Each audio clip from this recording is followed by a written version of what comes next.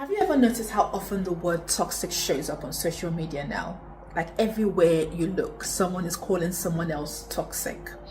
And sometimes I read comments like this under people's posts, and there are thousands of people that are agreeing and saying, yeah, basically calling out toxic behavior, calling out narcissism, and pointing out everything that is wrong with another person. And I often pause and think to myself, are we saying that in all these thousands of comments under this post, not one person here exhibits any of these behaviors in their life?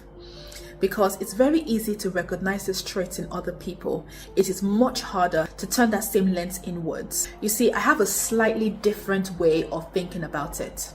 I believe that most of us have some level of what we call toxic tendencies, and the same goes for narcissistic traits too.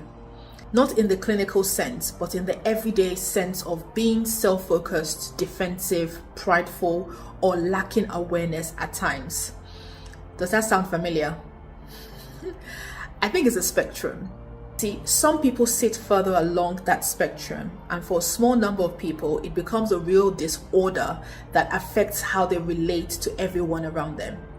But for many of us, it shows up in smaller ways that we do not always like to admit.